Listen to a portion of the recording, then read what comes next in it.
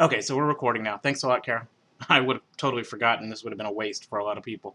Okay, so again, let me start over. I'm going to be covering today advanced Fibo principles. I'm going to be showing how to use the zigzag tool and the settings in the zigzag tool to draw different, I guess you could say, different lengths of Fibos to help create Confluence. And then I'm also going to show you a quick little spreadsheet that can help you estimate reversal points. Why do you want to know that? Because it will also, if it lines up with a particular level on your Fibo, hell, even a pivot point, a round number, a price action, support and resist, it doesn't matter.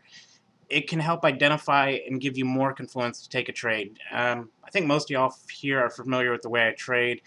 I'm real big on Confluence. I don't do trend trading, I do reversal trading because you can line up, stack up enough reasons for a reversal, in my opinion, a lot easier than I can find what the hell way a trend is going to go. I suck at trend trading, and a lot of people know that. The only way I do it's on higher time frames, 30-minute or up, and I use a totally different system, and I'm going to be covering it all today. For trend trading, what I'm going to show you today will also apply. This works on arranging markets to identify reversals, or on trend markets to identify trending markets to identify pullbacks. So the first thing I'm going to go over is the two types of Fibos there are. If you've watched the videos before, you've already seen this, but just real quick, I'm going to go over it. Let me start the screen sharing up.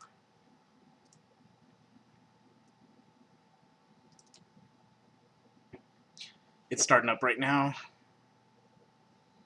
And we should have a picture of paint up on the screen. I'm gonna enable the mics. Don't everyone talk at once, but this way I can at least hear people talk back, because otherwise I gotta switch back and forth to the software. Let's see.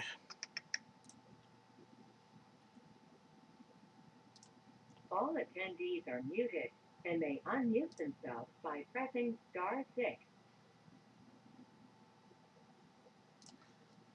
Okay, so right now I unmuted, so if anyone has a mic, jump in and tell me when you can see paint on the screen. And if not, type it in, and I'll see it. Let's just do this.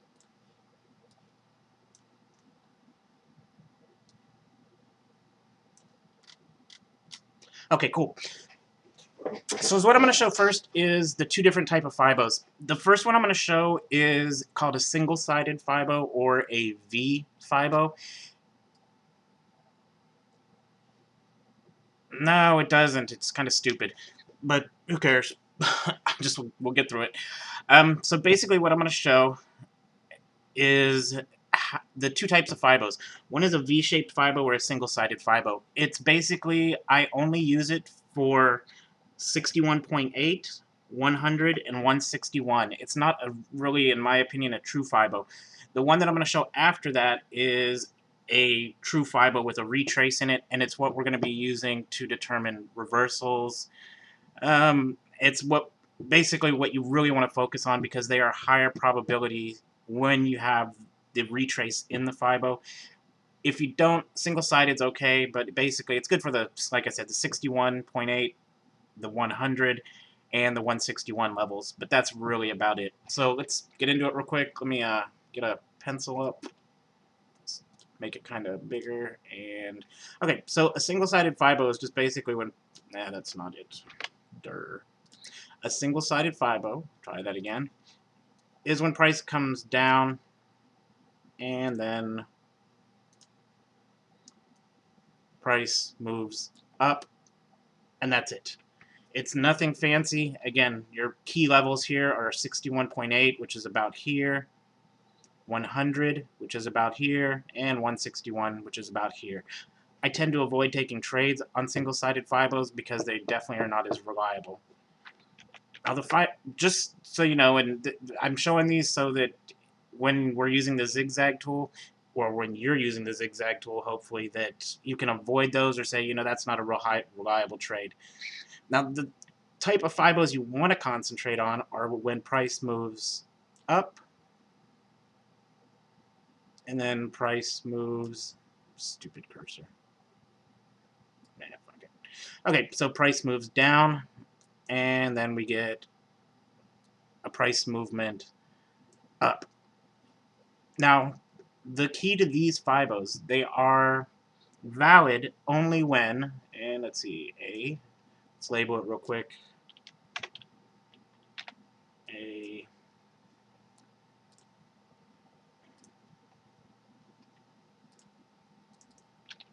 B, and C, and D's being our estimated reversal point. Okay, so these Fibos are only valid when C does not break lower than the point of A. So if C breaks lower than A, this is no longer a valid retrace. It's no longer a valid Fibo. Not a Fibo. It's no longer a valid retrace Fibo. So what we look at then is if we have that, that's what I'm going to be focusing on today. Just so you understand when I switch over to MT4 what I'm looking at and how I'm going to be showing it. It's the exact same for when price is going down. If price is going down,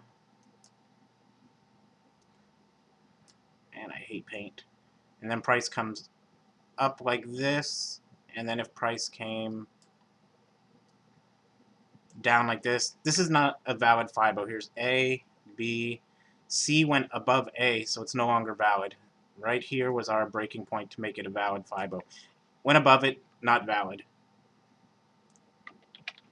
What would a valid one look like going downwards real quick before we get going? Would be something like that. So we get our A up here, B down here, C up here, and our estimated projected would be down here. Pretty simple. Let's jump over to MT4. And let me find a chart real quick we can take a look at.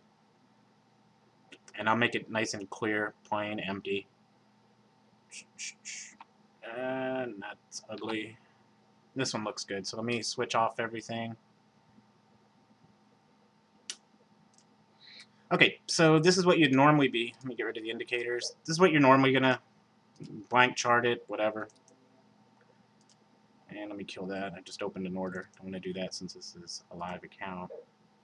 Okay, so here's what your screen looks like with just about nothing on it. Our first step when you're doing Fibos is we need, unless you're some savant, you'd want to have some way of identifying where you're going to draw your Fibos. So if we go to Insert, or let's just go to Navigator. If you go into your Navigator and it is in your custom indicators, you'll have something called Zigzag. Double click it, bring it up on the screen. What you get here, if we go to the Common tab, ignore inputs. Okay, so your standard, the way it's going to draw it is 1253. Starting off, what I like to do is 5, 3, 1, and I think I have it black. Yeah. Let's try that again. 5, 3, 1. And it's red right now, so let's just make it yellow to stand out. Okay, so here's a 531 zigzag. On the current chart, let's ignore that price is already coming down. On the current chart, you can see here would be A, B, C, and D. So that would be you're going to draw from A to B. Up top you have a Fibo tool. It says Fibonacci retracement. I'm using a double-sided one that if you've looked through my videos, you know how to set this up. So what we see is price went from 100 to 0, back down to 61.8. Didn't quite make it back up to 100, and it retraced back down. Again, this is a double-sided Fibo, so ignore this 61.8. We're in Friday. So there's not a whole lot of what we can see. There's not a whole lot of movement to give us a full range. But so that's how you draw a Fibo using zigzag. Now, from here, one of the things, so pretty simple. The second thing I'm going to show you is now we can draw a Fibo in the Fibo, or a Fibo, a larger one or a smaller one, using zigzag. So let's go back to zigzag again and go into your inputs. 1253 is the standard. It draws a larger zigzag. I'm going to go with, I don't know, blue, aqua, whatever it is. I'm going to draw an aqua one. If you can see now, the aqua creates a slightly bigger zigzag or wider zigzag formation over top of the 531. So is what you can do. Again, though, we still have a valid zigzag. Is A, B, C, D. So let's go ahead and draw another Fibo on there. I'm going to change the color of this one.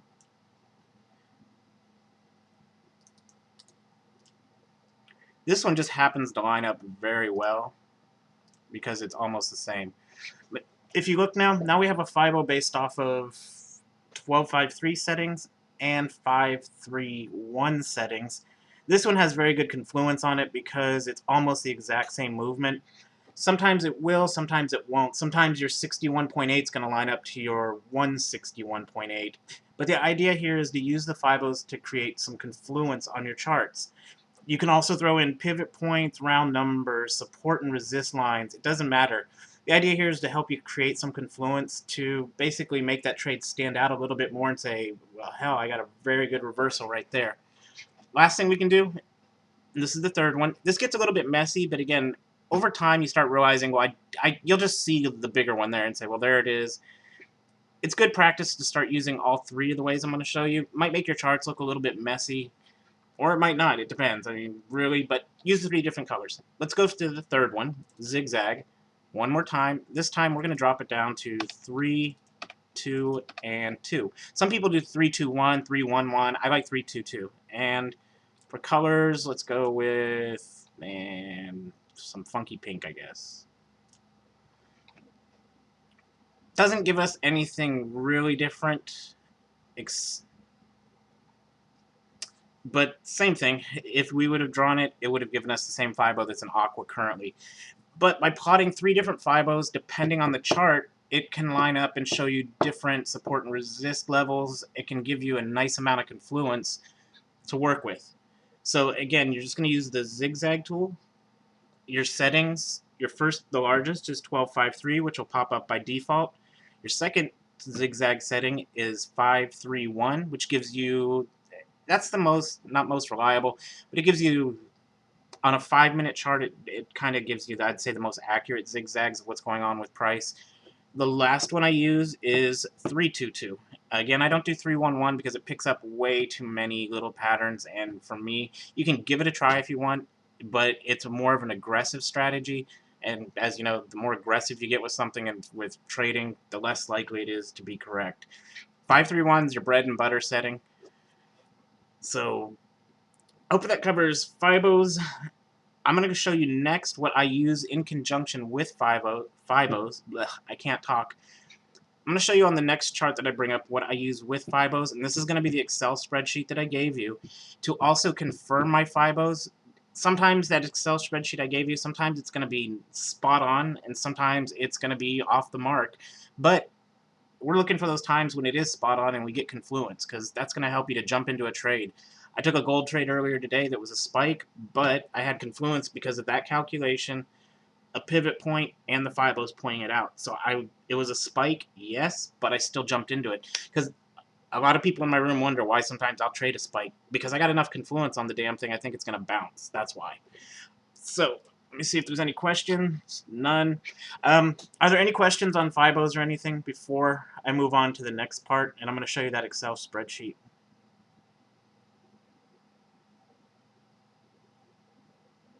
If you do have questions, you can always hit me up on Skype, ask on the forums that I'm going to post on. But it's a really nice way to trade. So let's move on to the spreadsheet that I gave you. Which chart? Okay, so this was my silver trade earlier today. Now, using the principles of the zigzag that we have in A... let me see here. I got to redraw this. And delete. No, delete. Okay, so using the same principle, now if you look at the spreadsheet I gave you, it has down and up. What you're going to do, and you can do this ahead of time, as soon as you have your ABC points, then you can enter your numbers into that spreadsheet to get your calculation of D, which is going to be your projected reversal or your expected reversal. And I'll explain what the spreadsheet's doing.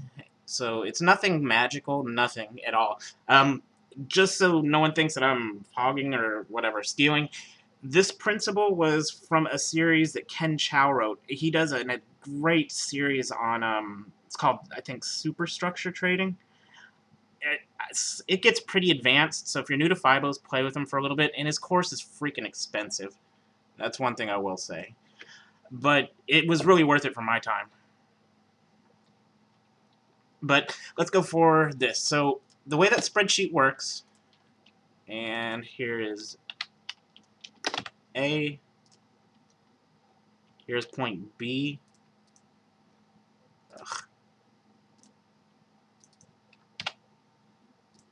And point C. Okay. Yeah. Here is point ABC. So basically, in that spreadsheet, what it does is it takes it subtracts B from A. It gives you a number. And then, since we're going down, we're expecting price to go lower. It takes the number you get when you subtract B from A, and since we're looking at a downward moving trend, it's going to subtract C from that number, and what it gives me is 19.885. If we look at the spreadsheet, these are the numbers I had. Point A, and this isn't the open or close, this is the high or the low that you put in, so let's be real clear there. If you use the close of the candles, it's going to be all jacked up and screwed. It used the high of A, which was 20.050. It used the low of B, which was 19.938. It subtracted it. If you notice, there's a C and an E here. The D column's hidden because you don't really see that number. It takes that number. Now where C is at was 19.997. It took the number from A and B and it subtracts it out of C, and what we got was an expected reversal of 19.885. This was 19.885, and as you see, price did react very well to this. Again, not 100% of the time it's going to work. And would I trade that by itself? No. So let's take a look at a couple of the things that helped me with that trade. And let's see if I can change that color to make it brighter for y'all. Let's just go to white. Okay, so on that trade, it came back down to almost the 61.8 level. So that was my first step in Confluence for this trade. I had a projected reversal on a good ABC pattern. You can throw a Fibo up on it. Let's see, what else did I have on there? The pivot. Here's a weekly high-low. Yeah, this is a simple Fibo. I don't really use the too complicated ones. I like to keep my stuff just plain and simple. Daily low, daily high.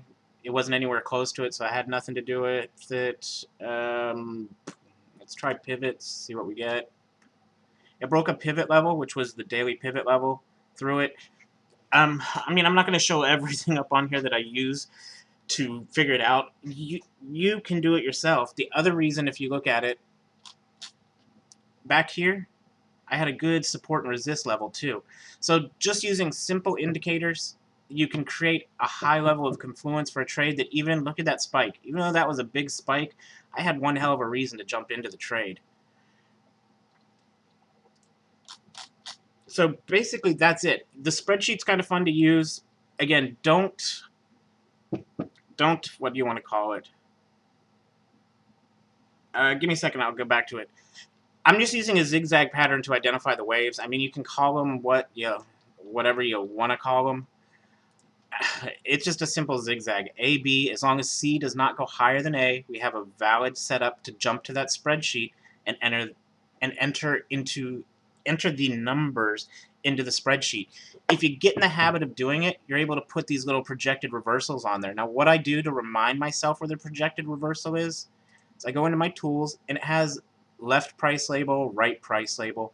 You click on it, you drop it wherever you want. Now, that's not anywhere close to the price I want. Yeah, it broke the BBs also. Now, how do I get this price to where it's going to remind me and where I want it to be? If you click on it, you're not going to get it. See the little tiny little freaking whatever pointer? That's where you need to double click to get into this thing. Right click it, go to the properties, and here's your value. So my reversal was 19.885. All you do is go into parameters. You can change the color if you want. But in the parameters tab, you just drop this little drawing tool on the screen, go to the parameters, go to value, and enter the number you got from Excel. What I do is I copy it from Excel, paste it into here, hit OK, and bam. There's my reminder. So now I have a reminder where the current ABC pattern, where my reversal point is. That pretty much sums up everything for it. Yeah, that was my reversal point from the spreadsheet when I entered my ABC values into the spreadsheet.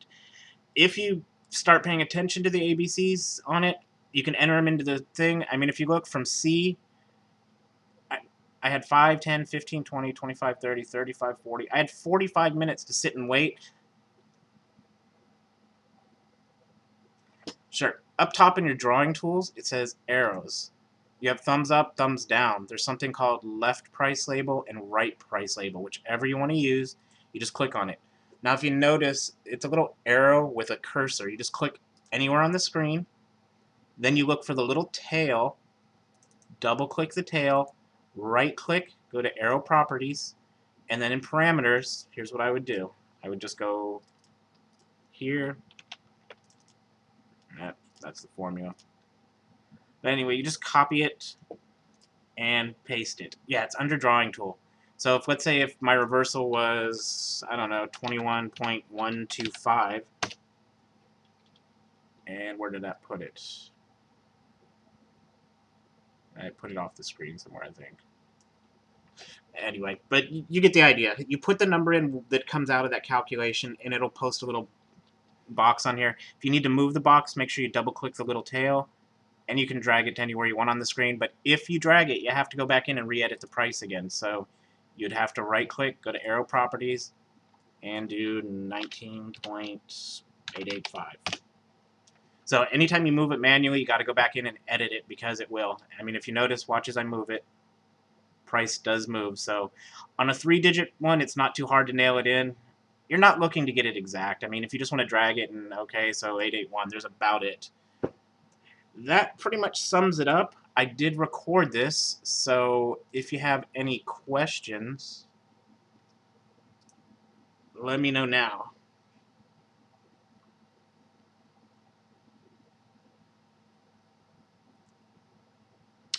Once this is all uploaded and everything, I'll post it to the forums. You can ask questions there. The Excel spreadsheet, I linked it. If anyone came in late, let me get that. Let's see, copy or share. Yeah, let me turn off the stupid screen sharing. That's the link to the spreadsheet. Again, this is just basically all about creating Confluence. The spreadsheet's a little bit different way of doing it, but it is a great way of doing it. If you plan ahead, you can use it a lot. You can use it a lot, especially what I just show you will work on ranging and trending markets. Because let's say you're in a 30-minute trade, you can use that estimated point to look 30 minutes ahead and say, well, yeah, I think that's a good trade to get in for a nice trending trade. So it will help you out on ranging and trending. So whether you're trading reversals or trying to go with the trend, use the calculator. Don't use it by itself. Always make sure you're using something else for Confluence. Fibos are easy to use, pivot points, because you're going to be able to plot that thing ahead of time. You'll see if it lines up with anything else ahead of time. That's why it's a really good tool to use. Anything else? Any questions? Anything? Blah, blah, blah.